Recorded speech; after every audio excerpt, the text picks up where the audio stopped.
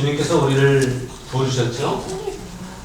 우리가 예수님을 믿지만 우리가 이렇게 믿게 된 것도 우리 주님이 우리를 사랑하셔서 부르셨기 때문에, 또 자녀 삼아 주셨기 때문에 우리가 주님을 믿을 수 있다고 하는 사실입니다. 주님을 믿고 주님을 섬기는 이 모습들이 사실은 우리의 의지대로 된 것이 아니라 하나님의 계획이었고 하나님의 인도하심이었다라고 생각할 때 더욱 은혜가 아닐 수가 없습니다. 우리가 잘 찾아서, 우리가 잘 선택해서 주님을 믿게 되었고 오늘 신앙생활을 하고 있다고 한다면 그 속에 우리도 모르게 우리의 공로의식이 들어가 있는 거예요. 우리가 무엇을 했다라고 생각한 거예요.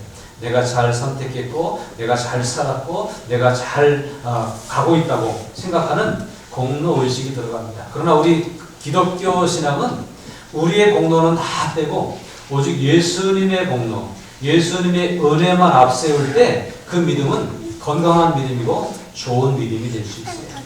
은혜 안에 붙잡히는 사람이 그 믿음을 지속적으로 유지할 수 있어요. 어떤 사람들은 이 은혜가 식어지고 자신의 공로가 드러나게 되므로 믿음이 흔들리게 되고 위기를 경험하는 경우들이 많이 있습니다. 그러나 우리는 살아가면서 오직 하나님의 은혜만 기억하고 은혜 안에서 은혜를 누리며 살아갈 수 있는 우리 모두가 되었으면 좋겠습니다. 우리가 믿는 것도 내가 믿는 것이 아니라 주님이 나를 믿게 하셨다고 하는 확신 속에 살아갈 수 있기를 바랍니다. 요한복음 15장 16절에 보면 너희가 나를 택한 것이 아니요 내가 너희를 택하여 세웠다라고 말씀합니다. 우리들이 주님을 선택한 것이 아니라 주님이 우리를 오래전부터 계획 속에서 선택하셨고 그리고 부르신 거예요. 이는 너희로 가서 열매를 맺게 하고 또 너희 열매가 항상 있게 하여 내 이름으로 아버지께 무엇을 구하든지 다 받게 하려 함이라. 우리가 하나님 앞에 선택받은 이유는 이것은 우리에게 열매가 있게 하기 위해서예요. 우리가 열매를 계속해서 맺어가게 하기 위해서 우리를 부르셨다라고 하는 사실이에요. 주님의 부르심에 합당하게 우리는 어떤 열매를 맺고 있습니까? 주님은 우리에게 어떤 열매를 맺기를 원하셔서 우리를 부르셨을까요? 여러분 살면서 복숭아 열매를 맺으십니까? 여러분 살면서 주렁주렁 포도송이를 맺으십니까? 네? 아니면 토실토실 밤송이를 맺으십니까? 우리가 맺어야 될 열매는 무엇일까요? 물론 성령의 9가지 열매 이런 것들이 우리에게 소개가 되어져 있어요. 그러나 우리에게 하나님이 허락해 주신 각양 은사를 따라서 각양 상황과 형편에 맞춰서 거기에 맞는 열매를 맺어야 되는데 하나님이 기뻐하실 만한 일들을 하는 것, 그것이 열매를 맺는 삶일 거예요. 혜린아 잠깐만 나와. 아니야? 안 나올 거야? 조용히 있을 거야? 하나님이 우리에게 원하시는 열매가 분명히 있습니다. 그것이 딱 정해 난 이거야 이렇게 꼭 말할 수는 없어요. 그러나 대체적으로 어떤 사람은 저같이 목회를 할 수 있도록 복음을 외치고 가르치고 하는 일을 할 수 있는 이런 일들을 통해서 열매를 원하시고, 그러나 이것만이 아니라 삶 속에서 또 다른 구제하고 선행을 베풀고 사람들을 사랑하고 하는 일들도 맺어가겠죠. 주된 열매가 있지만 그 외에도 많은 일들로 우리 하나님께 영광을 올려드려야 됩니다. 여러분들도 마찬가지입니다. 나는 어떤 열매를 맺어 하나님께 영광을 돌릴까? 오늘은 무엇으로 하나님을 기쁘시게 해드릴까? 이런 삶이 우리에게 지속될 수 있으면 좋겠습니다. 주님이 우리를 부르신 것은 주님이 많은 사람들 가운데 우리를 먼저 선택하시고 하나님의 자녀로 불러내신 것은 하나님의 자녀뿐만 아니라 하나님의 일꾼 되게 하셔서 열매 맺는 삶을 살아가도록 하기 위함이십니다. 우리가 열매를 많이 맺으면 하나님이 우리를 통해 기뻐하십니다. 이스라엘을 하나님이 먼저 선택하셨죠. 그리고 부르셨죠. 그리고 들포도 같은 이스라엘 사람들을 불러서 참 포도나무이신 예수님에게 접붙이고 그리고 좋은 열매를 맺기를 바랬는데 좋은 열매를 맺지 못한 이스라엘은 버림받고 꺼내침을 받고 포로로 끌려가는 어려운 일들을 경험하게 되어집니다. 우리의 삶의 가치가 열매에 있다고 하는 것을 말씀하고 있습니다. 열매를 맺지 못한다면 우리의 삶은 가치가 없는 것입니다. 저는 어려서부터 예수를 믿으면서 예수님을 믿는 인생이 무언가 가치 있는 인생으로 뭔가 열매를 맺는 인생으로 살아야 될 텐데 그저 이 땅에 태어나서 나 혼자 잘 살고 끝나는 것이 아니라 이 사회에 무엇인가 기여하는 삶을 살아야 될 텐데 이것이 그리스도인의 삶이 아닌가 이런 고백을 이런 다짐을 많이 했습니다. 지금도 역시 마찬가지입니다. 어떻게 하면 조금이라도 피 한 방울이라도 나눠주고 살아갈 수 있을까? 그것이 저의 소망이에요. 그래서 여러분들에게도 제가 때로는 강요까지는 아니라도 강조하는 것이 우리의 몸 중에 우리가 죽어서 우리는 땅으로 흙으로 돌아가지만 이제 누군가를 눈뜨게 할 수 있고 누군가에게 생명을 줄 수 있는 길이 있습니다. 내가 다 쓰고 남은 것으로 그렇게 할 수 있어요. 그런 것도 우리가 해야 되지 않을까요? 이러면서 뭐 장기 기증도 좀 권하기도 하고 그렇게 하는데 혹시 아직도 안 하신 분들 있으면 찾아오십시오. 제가 알려드릴게요. 우리가 무엇으로라도 이 땅에 보냄받은 자로서 무엇으로라도 하나님이 기뻐하시는 일을 무엇으로라도 이 세상을 밝히는 일을 해야 되지 않겠는가? 이것이 기독교인의 삶이라고 하는 거예요. 이런 일들을 위해서 열매 맺는 삶을 살기를 힘쓰고 열매 맺기를 위해서 기도하고 열매 맺기를 위해서 더 노력할 수 있는 우리 모두가 되면 좋겠습니다. 그동안 우리 한국교회는 성장 과정 속에서 힘들고 어려운 이 한국 사회를 일으켜 세우는 복구하고 회복시키는 일을 위해서 열심히 일하게 했고 열심히 노력하게 했고 성공하게 했고 부자되게 했고 출세하게 했고 이런 일을 기여했습니다. 그것도 한국 교회가 기여한 한 부분입니다. 그런데 더 멀리 봐야 될 것을 놓치는 경향이 없지 않아 있었습니다.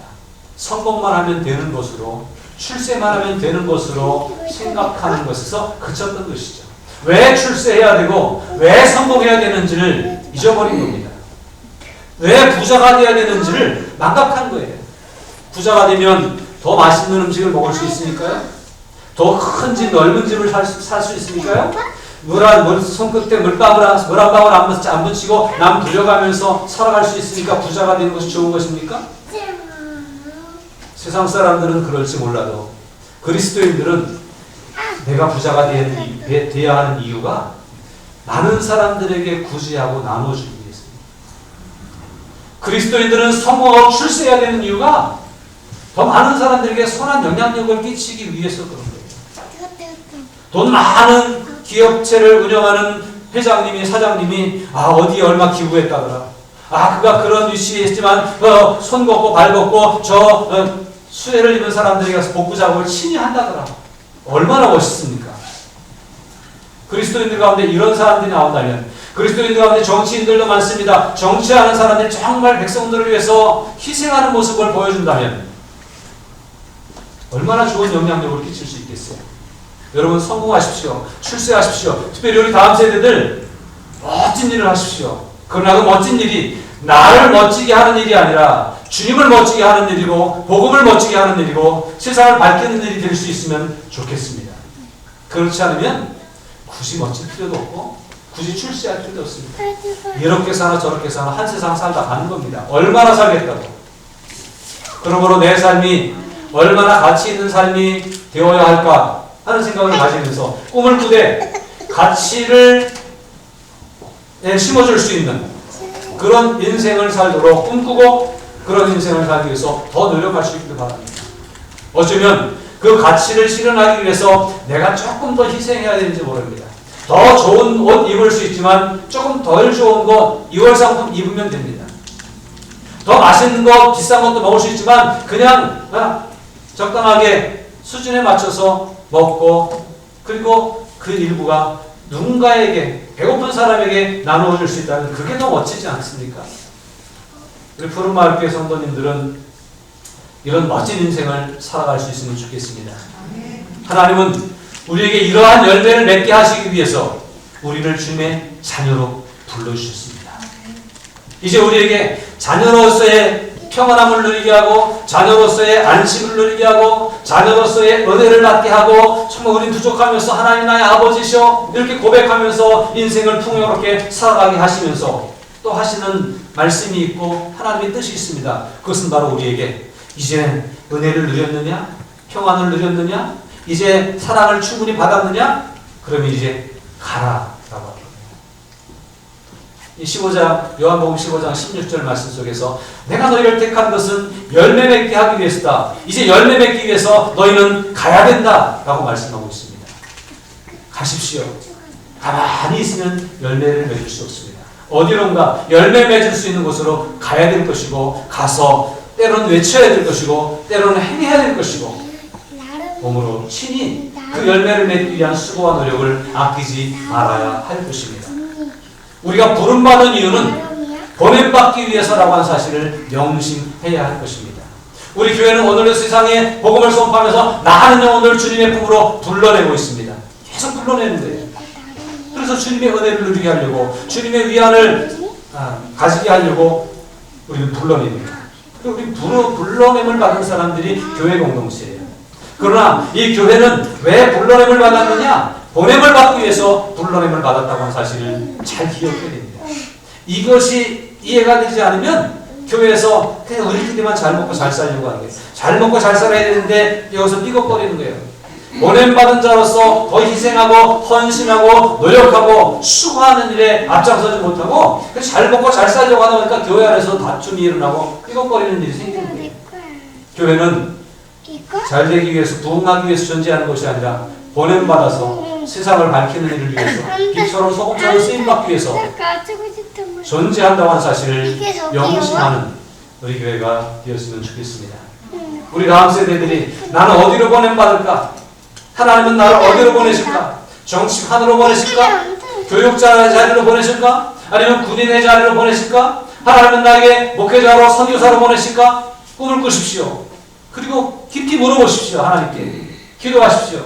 그래서 하나님이 기뻐하신 그 일을 이루기 위해서 꿈을 꾸고 그 일을 위해서 나아갈 수 있어야 돼요. 내가 하는 일이 어떻게 하면 하나님을 기쁘시게 할 수 있을까를 계속해서 고민하고 노력해야 할 것입니다. 오늘 우리가 마태복음 10장에서 말씀을 봤습니다. 10장 1절에 보니까 예수께서 12제자를 부르셨다 그랬죠.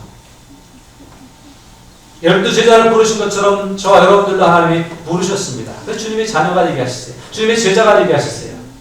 부르셔서 하신 일은 뭐냐면 더러운 귀신을 쫓아내시며 병과 모든 약한 것들을 고치는 권능을 주셨어요. 우리에게 세상을 변화시킬 수 있는, 우리가 세상을 밝힐 수 있는 능력을 우리에게 주시고 있다는 거예요.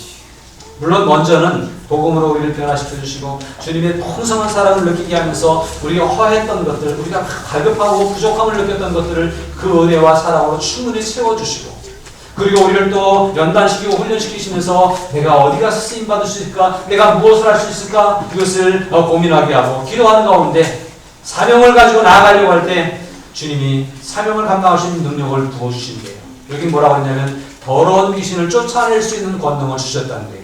질병을 치유할 수 있는, 약한 것을 고칠 수 있는 능력을 우리에게 주셨다는 거예요. 성도가 하는 곳에 질병의 치유가 일어난다고 하는 사실이에요. 성도가 하는 곳에 어두움이 밝혀지는 역사가 일어나게 된다고 하는 거예요. 그런 권능을 우리에게 주셨다고 하는 거예요. 여러분의 가정에서 능력을 행하는 그리스도인 되시기를 주님의 이름으로 축복합니다. 우리는 할 수 있습니다. 내가 하는 것이 아니라 나를 보내신 주님이 그것을 하게 하실 겁니다. 그러려면 내가 온전히 변화된 모습으로 주님을 섬겨가는 거예요. 내가 온전히 변화된 모습으로 주님의 보냄받은 자로 살아가는 거예요. 그냥 나 인간 한 사람으로, 자연인 한 사람으로 살아가는 게 아니라 그러면 저 사람하고 어깨를 나란히하고 동등하게 살아가야 돼요. 그러나 보냄받은 자로 살아가려면 밑으로 들어가서 섬기면서, 져주면서, 이해하면서, 사랑을 베풀면서 살아가야 됩니다. 이것이 보냄을 받은 자의 삶입니다. 이런 삶을 살아가는 우리가 되기에 하나님의 뜻을 온전히 이루어갈 수가 있는 것입니다. 5절에 보니까 예수께서 이 12를 내보내시며 그랬죠. 1절에서는 제자들을 부르셨어요.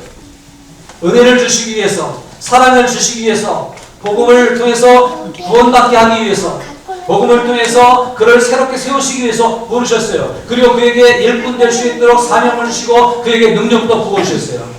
왜 그랬어요? 보내시기 위해서. 조금 전에 요한복음 15장에서 열매를 맺기 위해서 이제는 가야 된다. 가서 열매를 맺게 하기 위해 내가 너희를 불렀다. 라고 말씀하신 것처럼 부르신 주님은 이제는 내보내시고 있다고 하는 사실이에요. 여러분 내보내시면 나가야죠.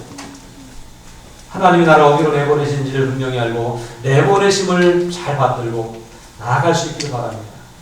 물론 하나님은 우리에게 내보내시기 위해서 가라고 명령하시지만 우리가 선뜻 가지 못하는 우리 인간의 형편도 있어요. 사정도 있어요.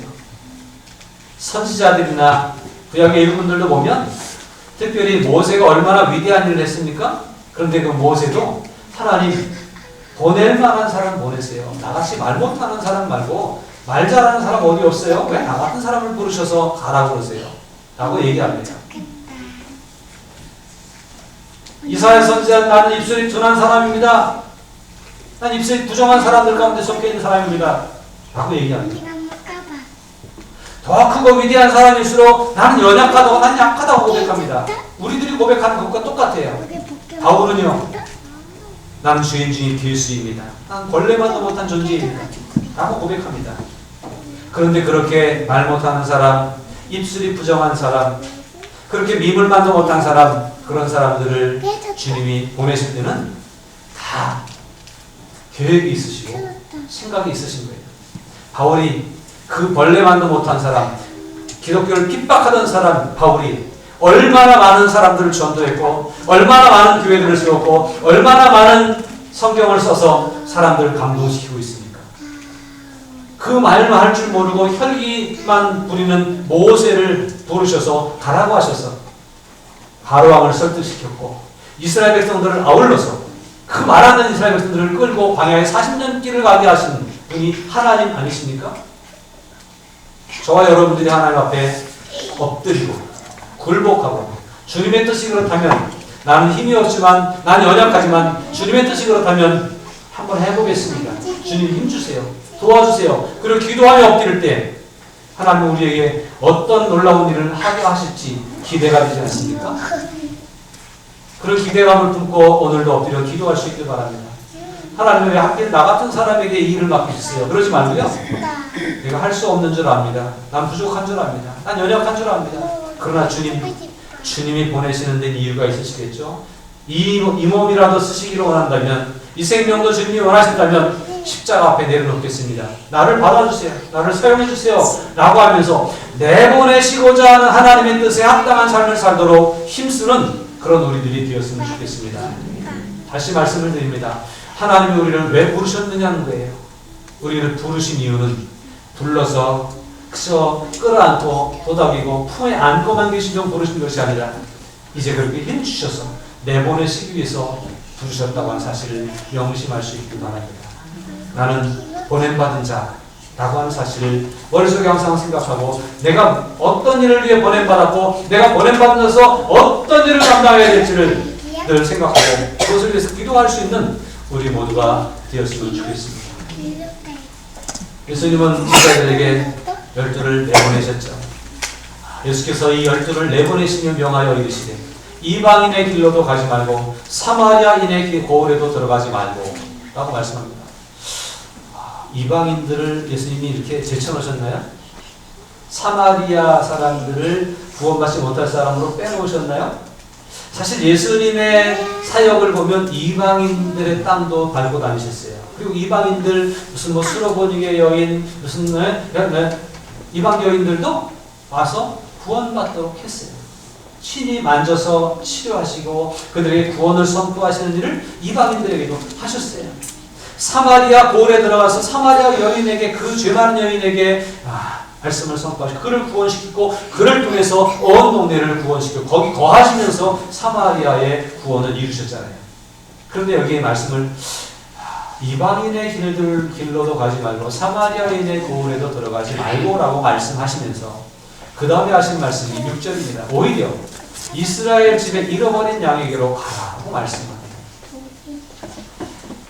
이방인들의 길로도 사마리아 고을로도 들어가지 말고 오히려 너희 이스라엘 집에 잃어버린 양들에게로 가라라고 한 이 말씀의 의미는 이방인들을 무시하심도 사마리아인들을 제쳐놓으심도 아니고 먼저 더 급하고 더 가까이 있는 곳에 먼저 전해야지 않습니다. 우리가 저기 선교사로 가겠습니다. 우리 나중에 큰일 하겠습니다.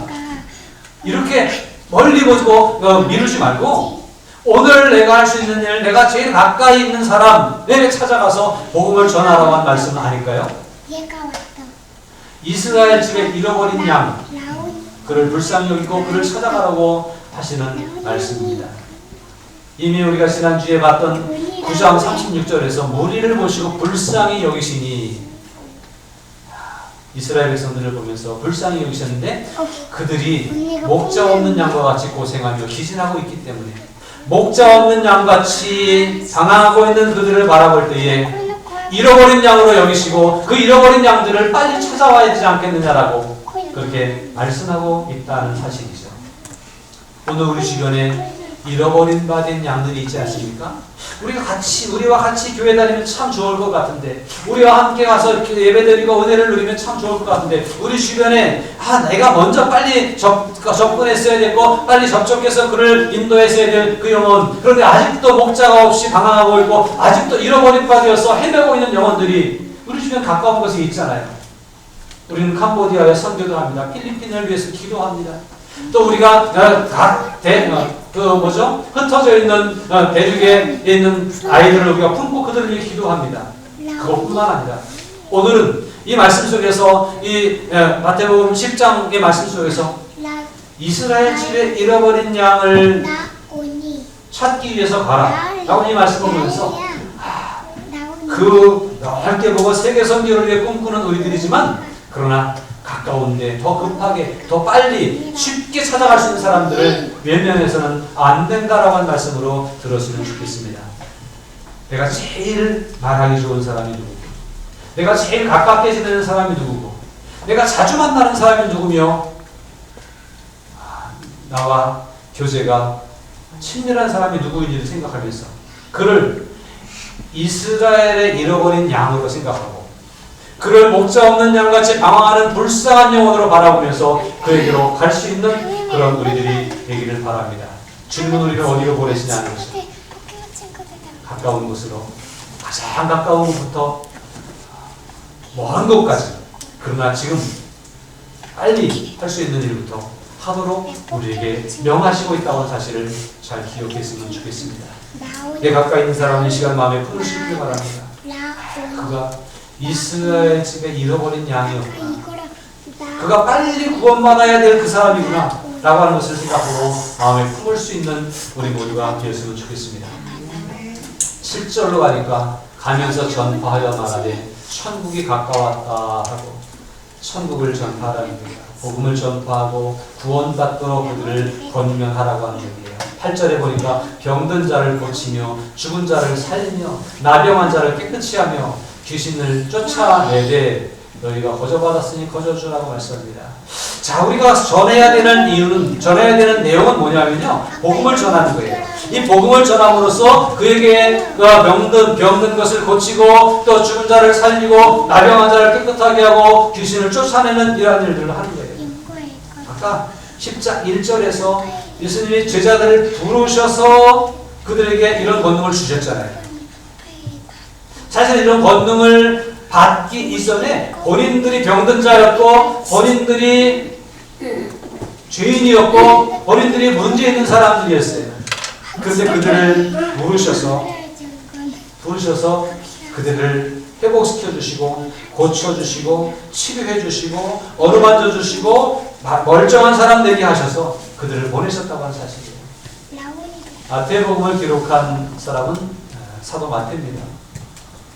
근데 마태가 제자들의 이름을 이렇게 기록하고 뭐 이럴 때 자기를 잘 드러내지 않고 또 비슷한 그 수준에 있는 제자들의 이름을 얘기할 때 뒤쪽에다 실었다고 이렇게 표현을 하고 있다고요. 주석가들이 이렇게 복음서를 비교해 보니까 마태는 그 겸손한 사람이었어요. 근데 왜 겸손했냐면 그는 예수님을 알기 전에 뭐 하던 사람이냐면 세리였거든요. 세리는 세금을 거두어서 로마에다 바친 일을 하는 사람이었죠. 이스라엘 사람들에게 세금을 거둬서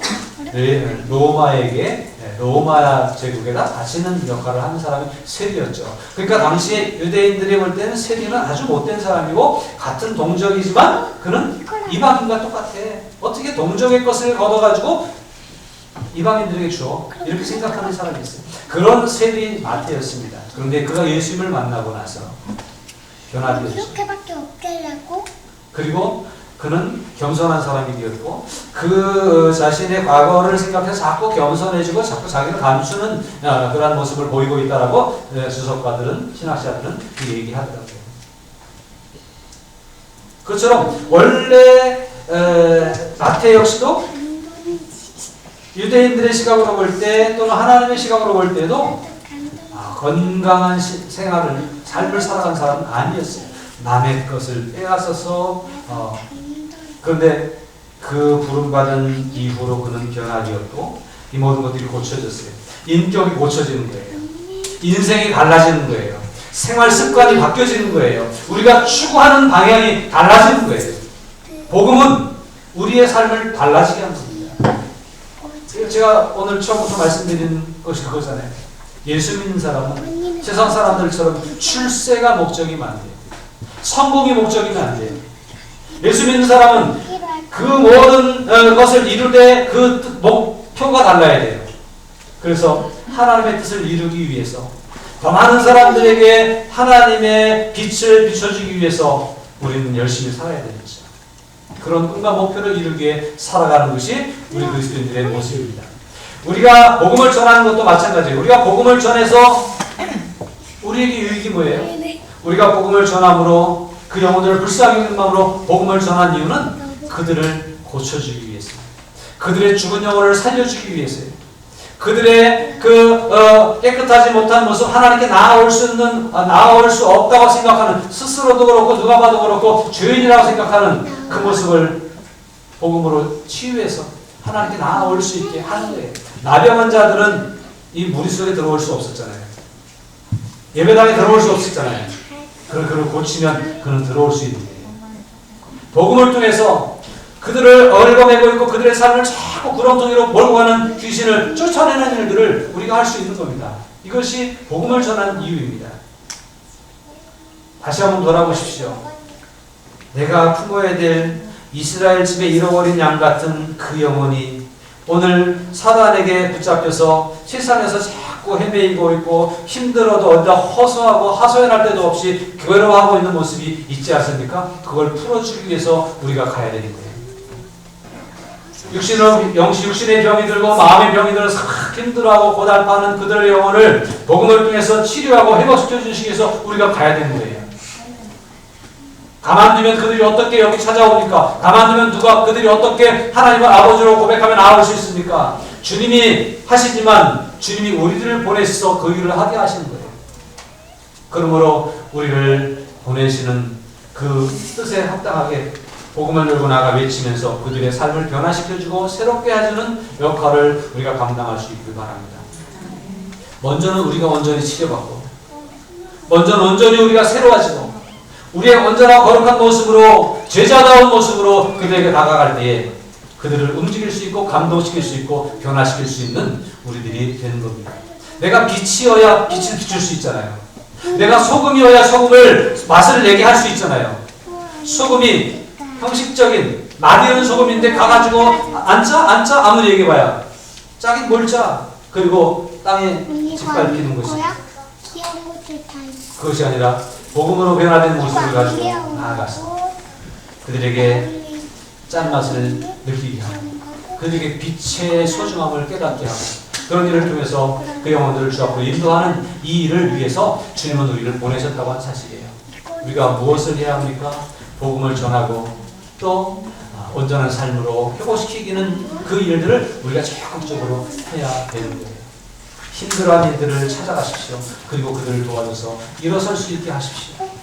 뭔가 갈등하고 마음을 어디다 쏟아놓을 데가 없는 사람들을 찾아가십시오. 얘기를 들어주십시오. 그리고 그들을 위해서 힘을 북돋아주고 일으켜 세워주십시오. 이것이 복음을 가진 사람들이 해야 되는 일이고 우리가 해야 될 일입니다. 이 일들을 위해서 주님이 우리를 부르셨고 주님이 우리를 오늘 보내고 계시다고 하는 사실이에요. 보냄받은 자로 나아가 살 수 있기를 주님의 이름으로 축복합니다. 여기에 또한 중요한 원리가 하나 있습니다.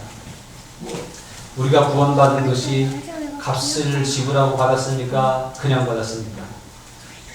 우리의 삶이 옛날에 찔렸던 세속에 붙잡혀 있고 죄에 얽매였던 삶이 변화되어서 새 사람 된 것이 무슨 대가를 치르고 했습니까? 아니면 그냥 받았습니까?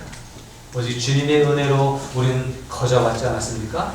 거저받은 것이기 때문에 우리는 어떤 물질을 쓰든 어떤 시간을 쓰든 어떤 노력을 기울이든 거기에 대한 대가를 기대하지 말고 오직 하나님의 나라를 위해서 거저주겠다고 하는 마음을 가지고 그래서 더 기쁜 거죠 사실은요. 그런 마음으로 나아가야 돼요. 오늘 말씀에 8절에 보니까 너희가 거저받았으니 거저주라. 예수 믿음으로 행복하시죠? 이 행복은 우리가 거저받은 거예요. 이 행복을 그들에게 거저주기 위해서 내가 조금 희생하면 주님이 나를 위해 십자가를 지고 희생하신 것처럼 내가 희생하면 이 희생의 값으로 저들에게 행복이 전달될 수 있는 거예요. 예수 믿으니까 우리가 기쁘잖아요. 예수 믿으니까 든든하잖아요. 이거 거저받은 거거든요. 그들에게 든든함을 느끼게 하기 위해서 내가 그들의 친구가 되어줘야 되고 시간을 내야 되고 물질을 내야 되고 수고를 해야 됩니다. 거저받은 은혜를 기억하며 거저주기를 위해서 힘쓰시길 바랍니다. 내가 이만큼 했으면 좀 바뀌어야 되는 거 아니야? 라고 말하지 마십시오. 내가 이만큼 한 게 아니야. 내가 거저받은 것을 거저주는 거예요. 바뀔 때까지 계속 줘도 불평하지 마십시오. 계속해서 다가서서 계속 하는데 반응이 없어도 실망하지 마십시오. 우리가 하나님이 힘 주시는 대로 그 일을 감당하는 거예요. 그러므로 복음을 전하는 일에는 어떤 대가성을 바라고 하는 것은 아니라고 하는 사실이에요. 그러므로 오늘의 말씀들을 이 짧은 말씀 요한복음 10장 5절에서 8절까지 이 짧은 말씀이지만 이 속에 담겨져 있는 의미들을 잘 기억하면서 하나님이 나를 부르신 이유는 보내시기 위해서구나. 하나님이 나를 어디로 보내셨는가? 어디로 가야 되는가? 먼 데로도 갈 수 있지만 이스라엘 집에 잃어버린 자들에게로 가라고 하시면서 그들을 목자 잃은 양으로 비유하시면서 그들에게 빨리 가야 된다고. 방황하고 있는데 안 보이냐고. 그래서 보내셨잖아요. 그럼 가까운데 최대한 나와 가까이 있는 사람들에게 더 적극적으로 다가서야 한다는 사실을 기억하고 있다. 내가 가는 만큼, 내가 그들에게 나아가는 만큼 그들의 삶이 바뀔 수 있는 길이 가까워지는 거예요. 그냥 되는 게 아닙니다. 내가 가야 변화가 일어날 수 있는. 내가 복음을 줘야 그들에게 삶이 변화가 일어나는 거예요. 그러므로 이 일들을 적극적으로 하되 어떤 대가 없이 힘들다고 하지 말고 받은 은혜대로 계속 거저로 주기만 할 수 있는 그런 삶이 되었으면 좋겠습니다.